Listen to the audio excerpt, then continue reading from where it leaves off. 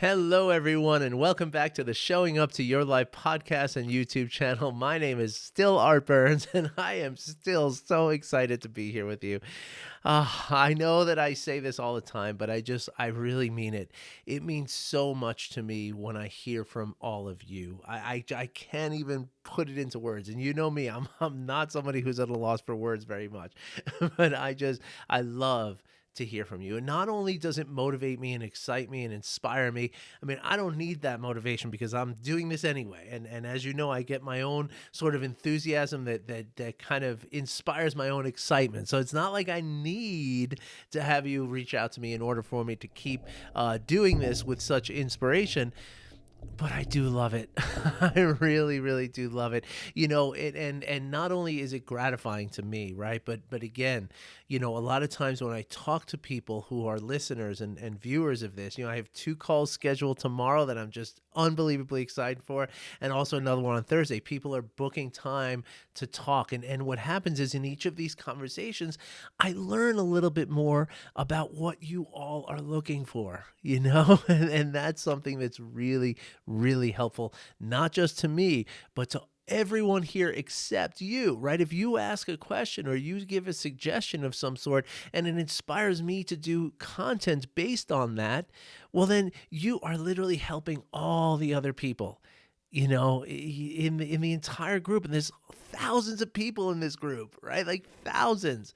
So the impact that we could all collectively have is really, really powerful. And so I invite you to reach out if it's something you've been thinking about doing. Like, gosh, and I've heard that from a lot of people. I've heard that, well, I've been thinking about reaching out and booking a call for a long time, but I just never got to do it. Do it. Just do it. It's awesome. I mean, it's awesome for me. It's awesome for you. And I mean, again, it's awesome for everyone else. So please, if it's something you've been thinking about doing, I encourage you and I strongly, just warmly invite you to just check it out and see what happens. Okay. I promise it's a good thing. Okay. I promise. So today I had something else that I was planning to talk about today. I was going to switch gears a little bit and kind of start on a new path today, new week, new path kind of thing. But I want to do happiness for one more day. All right. I assume that there won't be too many objections to talking about a little more happiness, right? But something happened over the weekend that I kind of want to, I don't know. I want to use this space here to sort of talk about it, and maybe some of you have some questions that are along the lines of what came up over the weekend for me. If you notice, I'm sitting back a little bit because I'm kind of nursing on ailing back here. So pardon me, I'm not being less than excited as I usually am. I'm just trying to save my back a little bit. But anyway, that's not your concern. The what So over the weekend, as you know, I do this. I'm also involved with a group called Learning to Surf, and Learning to Surf is something that I'm collaborating with a dear friend and colleague out here in Denver, Colorado. His name is Adam Asdell, and he's a great dude. He and I have been talking about getting something like this going for literally like 2 or 3 years now, and it's finally happening, and it's so exciting. And so twice a week, what Learning to Surf is basically is twice a week we get together for a group guided meditation, right? So Adam leads the meditation on Saturday mornings.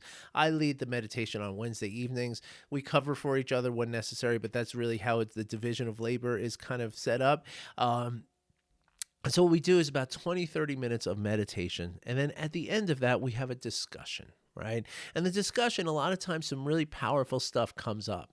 And it's really it's really exciting, a lot of times. And what's most exciting about it though is that we get a conversation going, right? It's not like a teacher pupil kind of setup that we have. It's much more of an open forum, right? So that what winds up happening is either Adam or myself on whatever given day, we'll kind of start the conversation, right? But then a lot of times we kind of, after saying something for a minute or two, the conversation just takes on its own dynamic, and people, the people in the group, the members, are all just kind of conversing, and so we're just part of the conversation.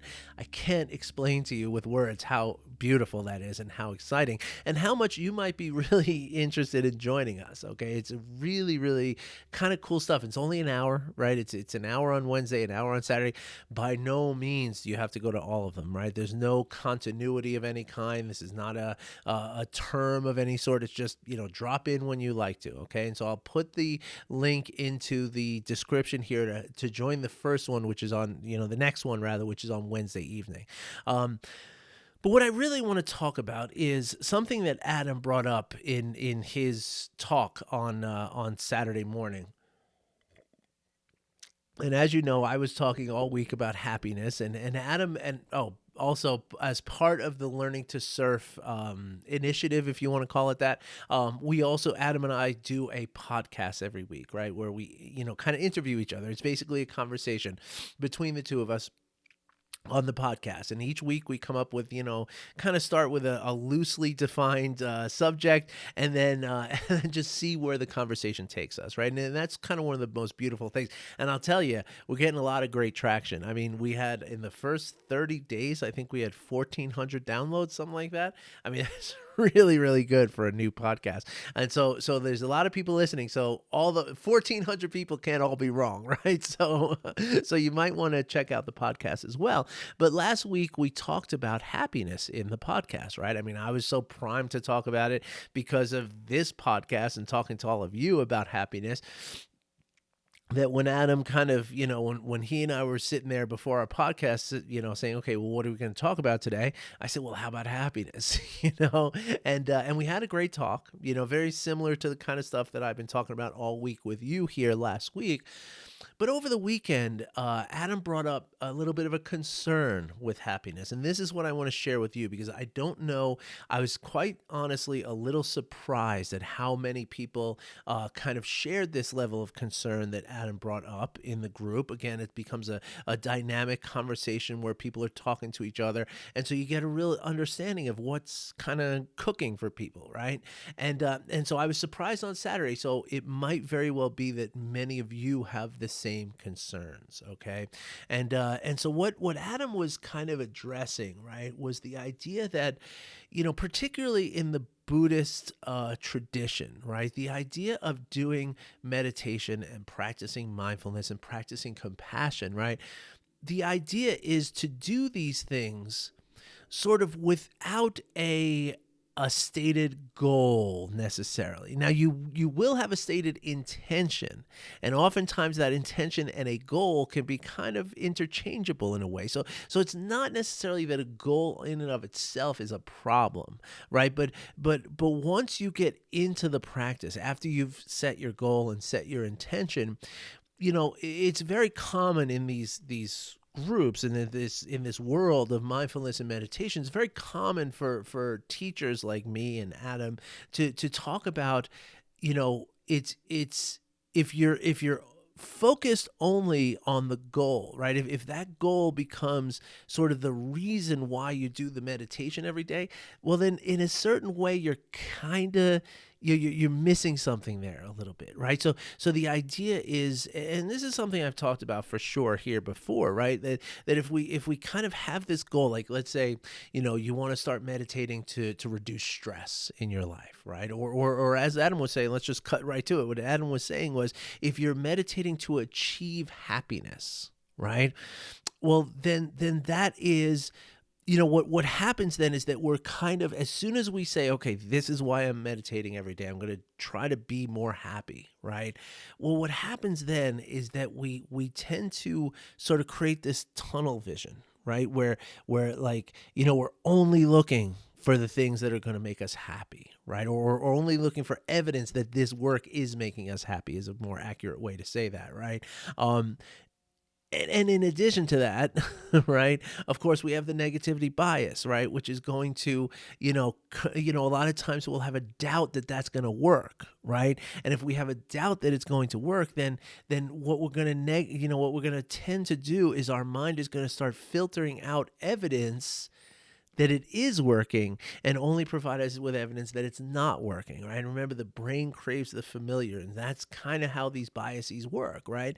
And so, and of course, it's more complex than I'm making it seem here, but just for the sake of this brief conversation, that's kind of the gist of what's happening, right?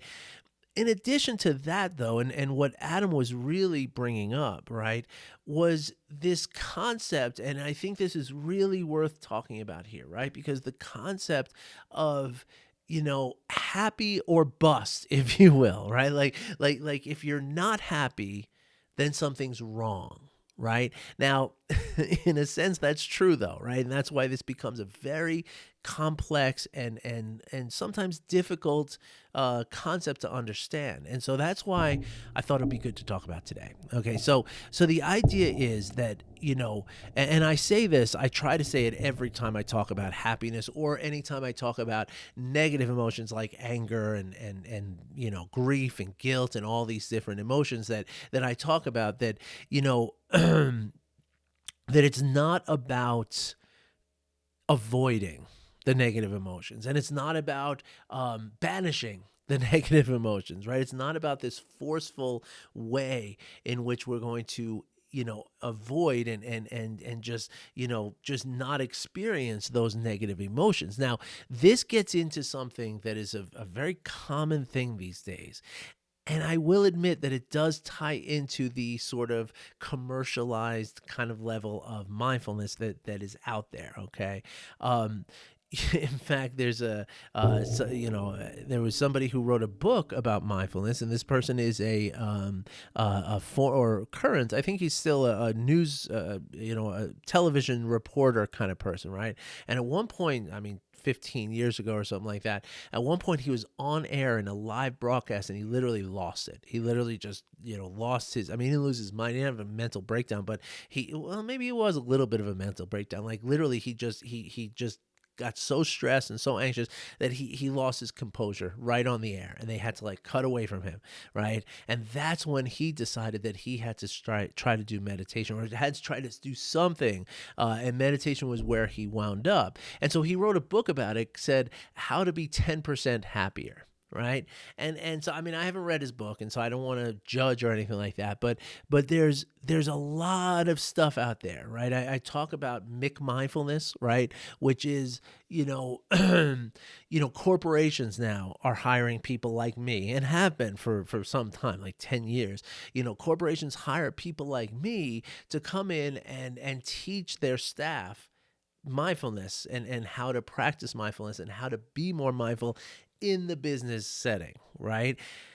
Now, of course, there's nothing wrong with being more mindful in any setting, right? But there are some criticisms of this, right? That we're trying to, we're trying to just prime people to be, kind of more productive, employees, right? Or better salespeople, or whatever. There's a financial gain behind it, right? And so there's a lot of criticism of that, right? Now, just a little aside, right? The mindfulness, and as you know, what I also practice and teach is something called heartfulness, right? Which is mindfulness with a strong component of compassion, right? And that is the criticism of mindfulness, is that it misses that level of compassion, right? And so just to make you understand, like, I am not teaching a mindfulness kind of thing. I do not work in that area, but I do work in a mindfulness and compassion area, right? That's my thing, right? So just to be very clear about that.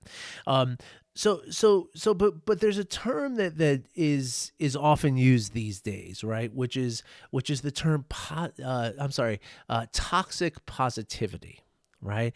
And this term is, well, it's a weird term for sure, and it's maybe hard to understand a little bit.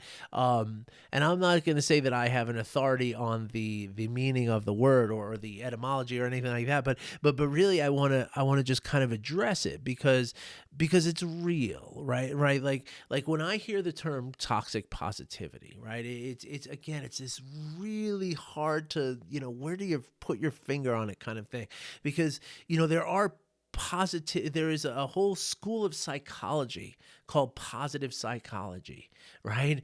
Which is very, very important. And there's people in this field doing amazing work. One of the people I mentioned here a lot is somebody whose work and whose personality I've basically fallen in love with. Her name is Barbara Fredrickson. I've heard it pronounced Friedrichsen before. I'm not sure which one, but whatever it is, she's amazing. She's got some like just beautiful, beautiful things that she talks about with compassion and making connections and cultivating this level of positive emotion, right? And how cultivating positive emotions is good for us. It's good for our bodies and it's good for our relationships. And when we can prime ourselves in a positive emotion, we're actually benefiting those people with whom we connect, right? And I mean literally, like on the level of if you and I were talking in a very connected way and I was looking and making eye contact with you and really engaged in the conversation with you, well then what science has shown us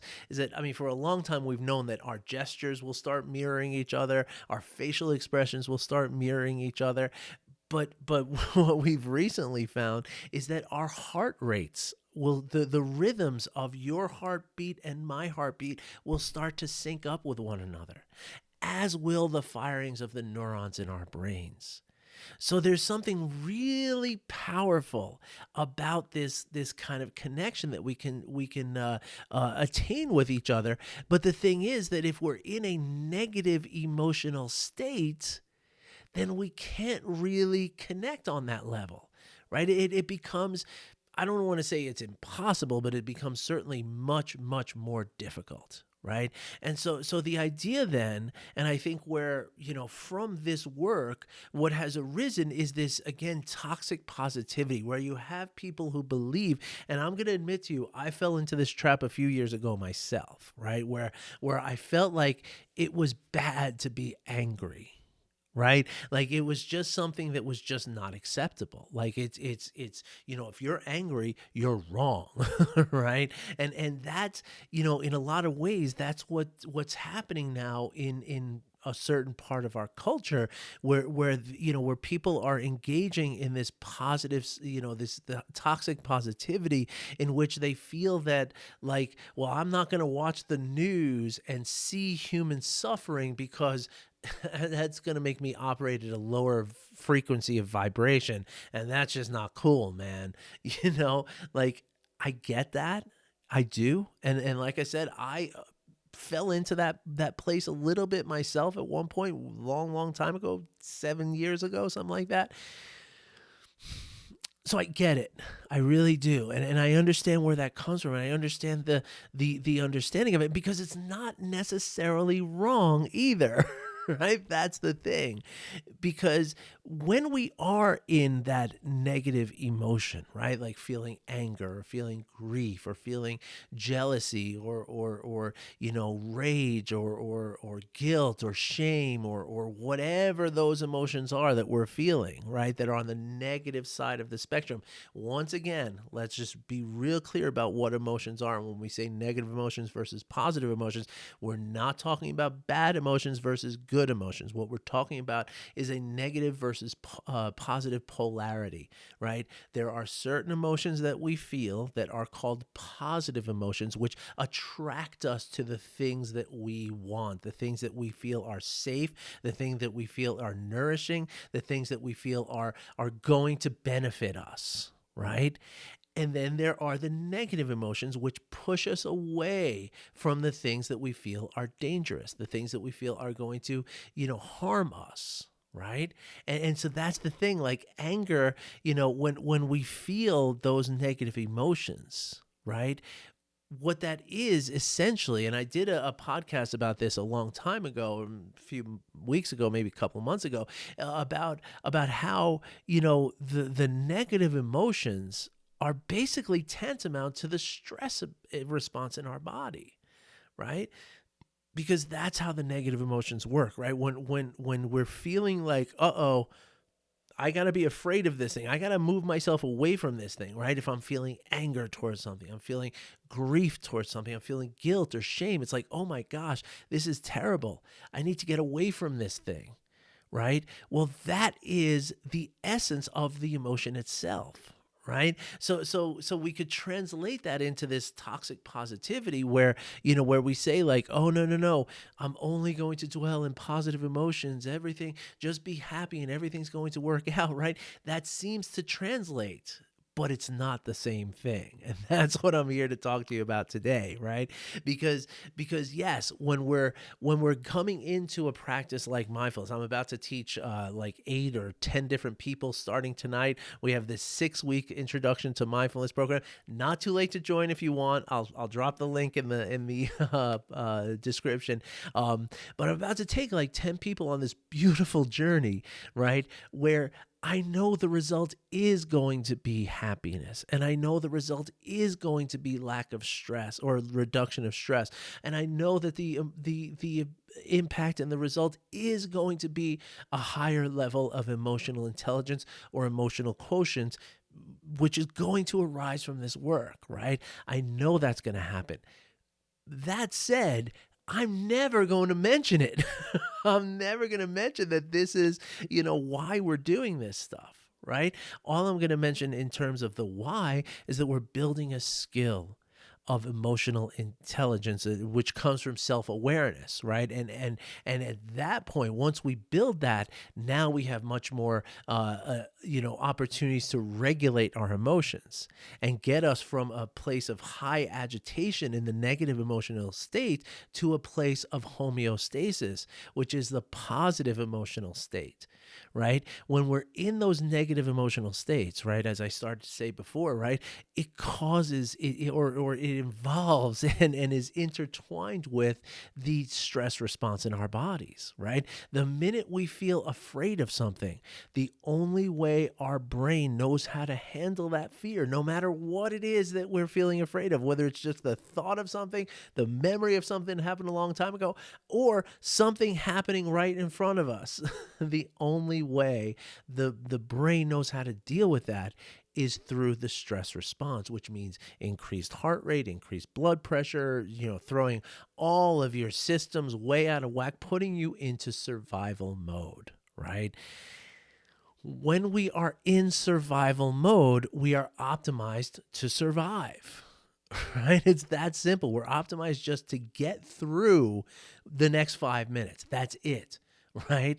Now, that's no way to live, right? Because when you're optimized just to get through the next 5 minutes, well, then what you're really doing is you're missing out on all the beauty that life has to offer, right? Because you're just like, let me get out of here. Let me survive this thing, right? And so when we are in that place, our mission, our very directive of our body is to get back to wellness, back to homeostasis, back to the rest and digest state of our body, rather than the fight or flight mode of our body, right? And when we get back into that optimized state of homeostasis, then we're healthy. That's when everything is working the right way. All right. But here's the thing, and this is where it gets a little tricky, right?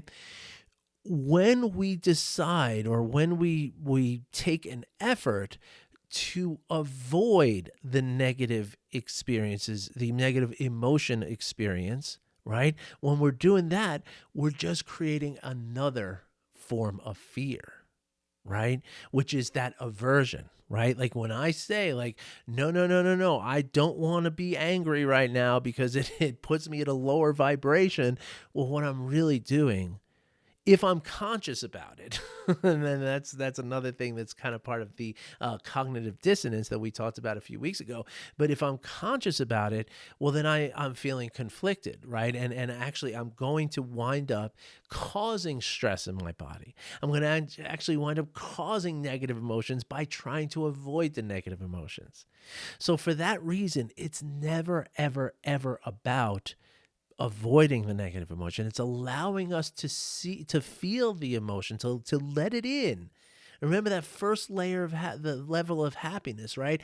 That's where it's always up and down, up and down, up and down, up and down, right? We don't expect to be happy all the time in that first level of happiness. The second and the third level is where we have more control over it, right?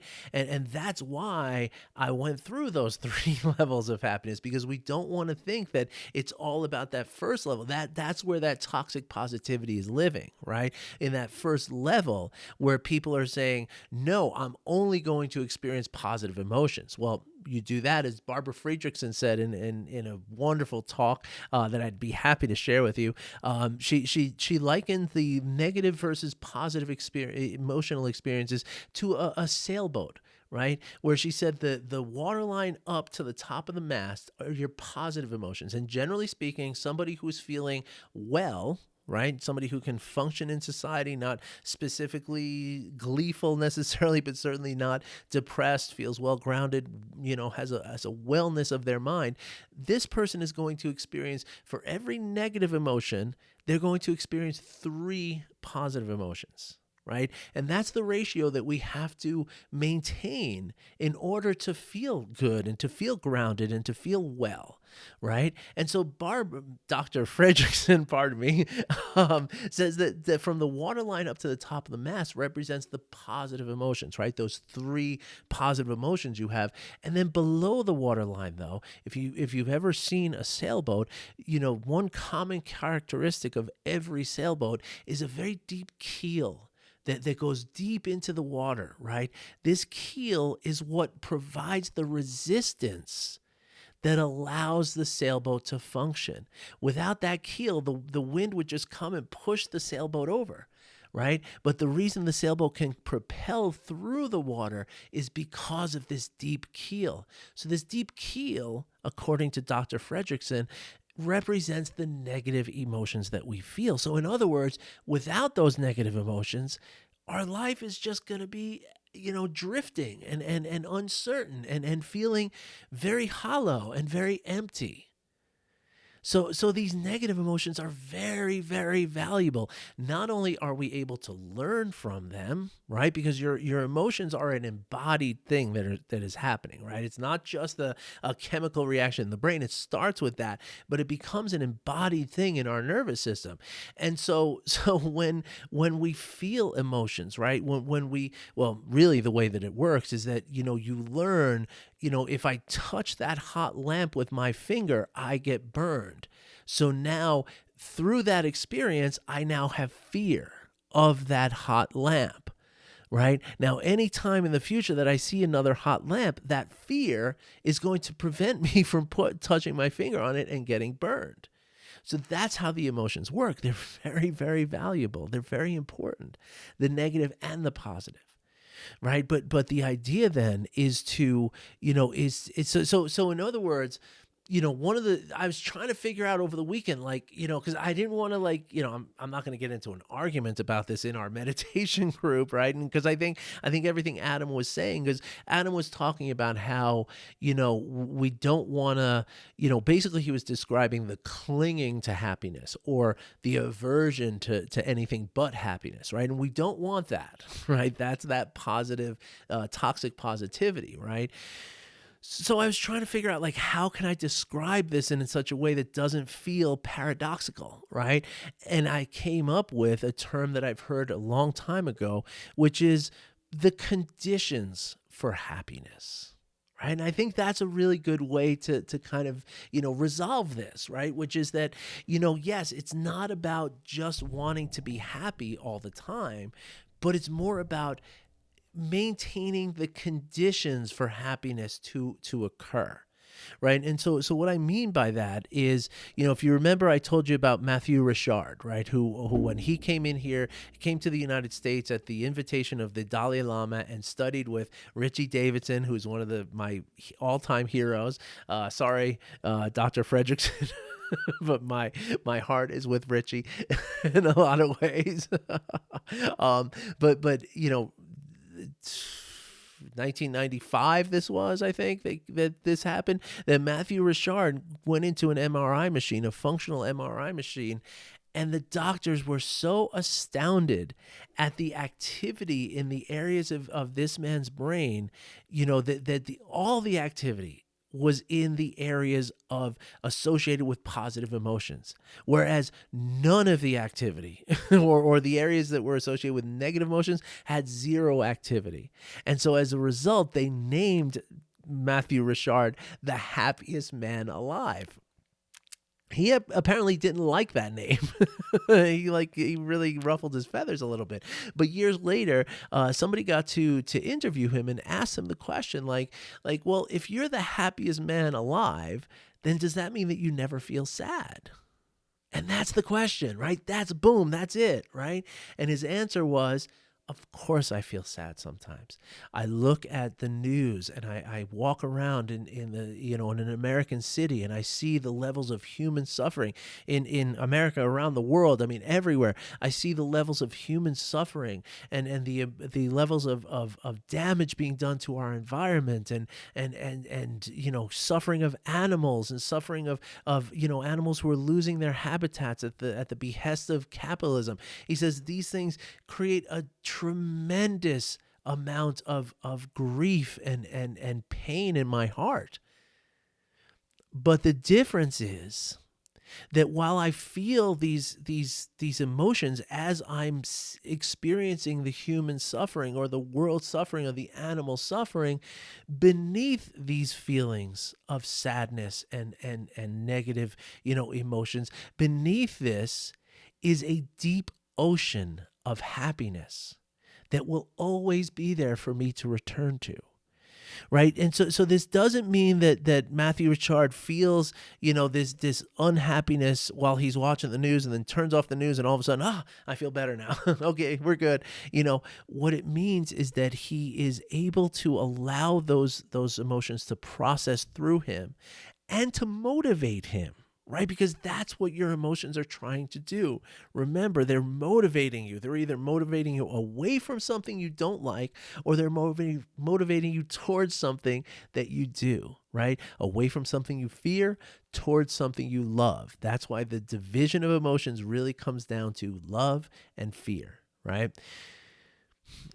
So how does that work, right? How can we be motivated by the sadness then, right? Because if the sadness is pushing us away from something, well, then what is it motivating us towards? Well, that's a great question, right? When you see the suffering of someone, that's where compassion comes and motivates you to the positive outcome for that person for whom you see the suffering. Right. So what I mean by that is, if you see someone who's homeless on the street with a raggedy sign on their lap saying they don't have money for food, right? Like that's a negative emotion you feel when you see that, right? But that negative emotion can push you to take a dollar bill out of your pocket and hand it to the person, right? Or it can push you to maybe look to volunteer somewhere to help people like this person. Right? If you see on the news, you see some, environmental disaster that's being done by some company, your emotions can motivate you to boycott that company or to send letters to the executive board of that company to try to change things. Whether you're successful in changing things or not, that's a different story, but it's the emotional, motivation that we talk about. That's what we're talking about here. So really, again, it's we don't want to come into meditation, saying like, oh, if I just meditate for 20 minutes every day, then I'll never feel sad again. Right? It's not about that. In fact, if anything, what it is if I meditate 20 minutes every day, I will feel my sadness in a much more pure and more real way, right? And that the ability to feel the emotions in a much more accurate and full way, and the ability to let that really process through your body, what that does is that enables you to let go of it and to not suffer further, because it's the suffering comes from the feeling like, oh no, I can't feel this anger right now. I don't want to feel this anger right now, whether it's toxic positivity or just it's inconvenient, right? Like if somebody passes away, who you know, right? Most of us, the first thing we're trained to kind of feel is like, well, I got to get back to normal. I got to get my life back to normal because that's the way this person would have wanted it, right? That's not the call, right? The call is to feel the grief. And I tell my clients, like, look, when you're feeling that grief, like roll around on the floor and cry and feel it, right? Like take a day off of work and do this for yourself. And then once you've processed it, now you can get back into normal. But the normal is going to have this integrated within it. Right? It's not like, okay, I'm going to switch like Matthew Richard turning off his television. Okay, now I feel great. It's not like you just switch off the grief. You assimilate the grief. You integrate the grief into your normal. And you can only do that if you're not feeling aversion towards the grief. It's when we say, no, I just got to get on with my life and push that away. As I said here the other day, what that results in is 6 months from now, you're standing online at a grocery store, or you're in a job interview, or you're in someplace that's really, really important or really inconvenient for a breakdown, and boom, that stuff's just going to come out and you're going to be ugly crying right there in the middle of whatever it is you're doing. And there's no way to get around that, right? That's what comes from trying to suppress these emotions and trying to just be, positive, all the time kind of thing. So anyway, I hope this helped. Again, I just felt, I felt obligated to kind of, come out with this because it's really vital understanding, because I don't want anybody misunderstanding anything I'm saying and then causing themselves more suffering than we're trying to help here. All right. So if you have any questions about this or anything else, again, the link will be in the description to contact me. I'll have the link for the class that starts tonight. Okay, you can still get in on it. It's by donation basis. It's totally you can get in tonight. I'll send the link. I'll put the link in the description. Just like 2-3 clicks and you're in. It's literally all it's going to take. And if you can't make every Monday at 6:30 Mountain Time, I'm going to record all the sessions and release them, which I'm also releasing to my top tier patrons here in my own Patreon account, right? Like all my patrons are going to receive this course as part of their patron package. So if you want to, I don't know I have to set it up for the tier system, but I'll get that done ASAP. So you can still get the course that way too. All right, everybody. If you have any questions, please reach out. Otherwise, I really appreciate you being here today and listening to me, watching me. Now, this was a bit of a long one, so I hope you enjoyed it. And I look forward to hearing anything that you have to say about it. And otherwise, I'll be back again tomorrow. And tomorrow we're going to talk about, I mentioned that dude from the news a couple of, that happened years and years ago. Well, something very similar to that just happened. And I'm going to talk about that. We're going to talk about what happened to Piers Morgan on TV like 2 weeks ago. All right. So I'm looking forward to that. I've got some great things to share about that I hope is going to inspire some compassion. All right, everybody. Have a great day. I'll be back tomorrow. Bye-bye.